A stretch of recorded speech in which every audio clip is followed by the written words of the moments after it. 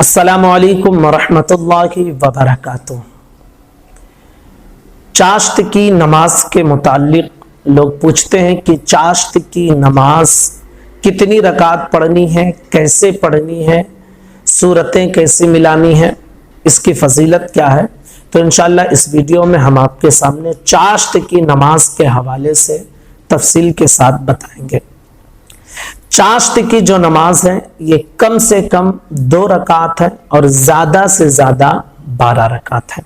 یعنی آپ 2 بھی پڑھ سکتے ہیں، 4 بھی پڑھ سکتے ہیں، 6 بھی پڑھ سکتے ہیں، 8 بھی پڑھ سکتے ہیں، 10 بھی پڑھ سکتے ہیں اور 12 بھی آپ پڑھ سکتے ہیں۔ کم سے کم 2 اور زیادہ سے زیادہ 12 رکعت ہیں۔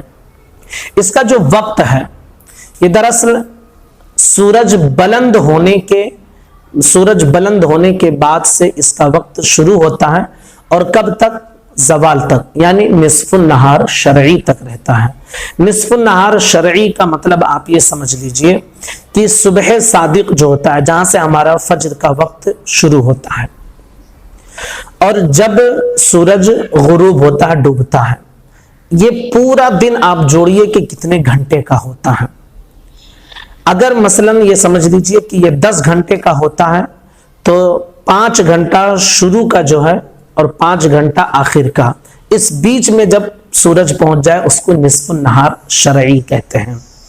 تو اس کا وقت آفتاب بلند ہونے کے بعد، سورج بلند ہونے کے بعد سے لے کر زوال تک، یعنی نصف النہار شرعی تک رہتا ہے۔ اور بہتر طریقہ یہ ہے کہ آپ چوتھائی دن جب چڑھ جائے تب آپ چاشت کی نماز پڑھیں۔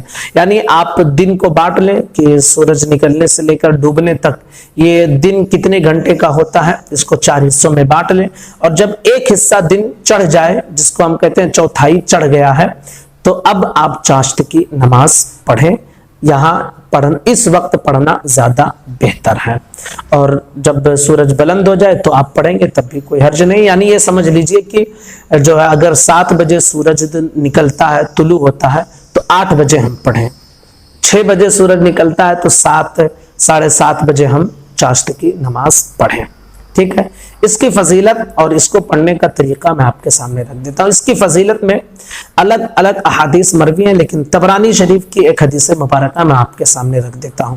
حضرت ابو درداء رضی اللہ تعالی عنہ سے مروی ہے کہ حضور صلی اللہ تعالی علیہ وسلم نے ارشاد فرمایا، جس نے 2 رکعتیں چاشت کی پڑھی غافلین میں اس کا شمار نہیں کیا جائے گا۔ یعنی جو غفلت میں رہنے والے بندے ہیں اس میں ان کا شمار نہیں ہوگا، جو چاشت کی 2 رکعت پڑھیں گے۔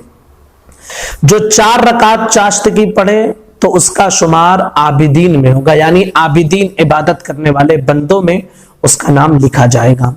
اور جو 6 رکعت چاشت کی پڑھے اس دن اس کی کفایت کی گئی، یعنی اس دن اللہ رب العزت اس بندے کے لیے کافی ہوگا۔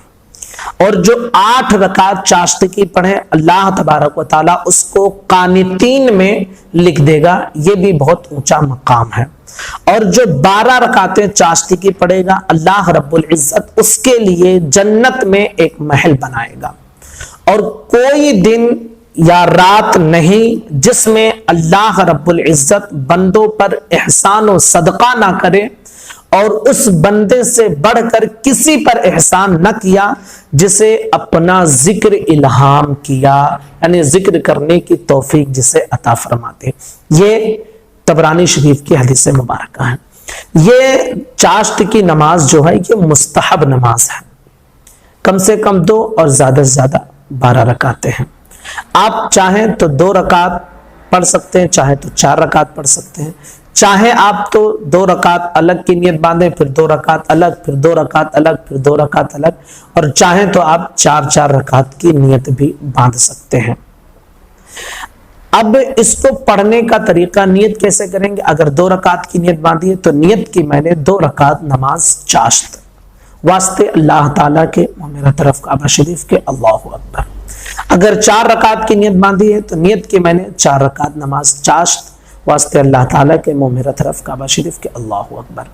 اس اللہ اکبر کہنے کے بعد آپ ثنا پڑھیں، اعوذ باللہ پڑھیں، بسم اللہ پڑھیں، سورہ فاتحہ پڑھیں، اور جو سورت آپ کو یاد ہو وہ پڑھیں۔ उसके बाद रुकू सजदा करें, दूसरी रकात के लिए खड़े हों, बिस्मिल्लाह पढ़ें, सूरह फातिहा पढ़ें और जो सूरत याद हो वो आप पढ़ें। फिर 2 रकात मुकम्मल हो गई, आप जो है 4 रकात की नियत अगर बांधे हैं, अगर 2 रकात की बांधे हैं तो 2 रकात पर सलाम फेर देंगे, अगर 4 रकात की बांधे हैं तो तशहुद पढ़ के, और बेहतर यह है कि दुरूद इब्राहिमी भी पढ़ लें।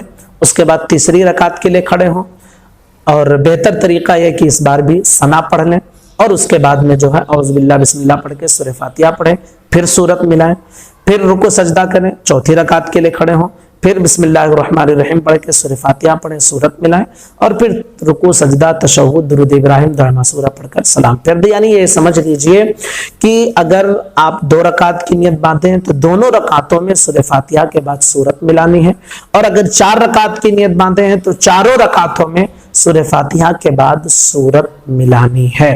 इसको आप जिस तरह सुन्नते मुअक्कदा पढ़ते हैं उस तरह भी आप पढ़ सकते हैं, और जिस तरह आप सुन्नते गैर मुअक्कदा पढ़ते हैं उस तरह भी आप पढ़ सकते हैं, दोनों सूरतें जायज हैं। तो उम्मीद करते हैं कि चाश्त की नमाज के हवाले से यह मुकम्मल तफसील आपके समझ में आ गई होगी। गुजारिश है क्लिप को जरूर शेयर करें। अस्सलामु अलैकुम व रहमतुल्लाहि व बरकातुहू।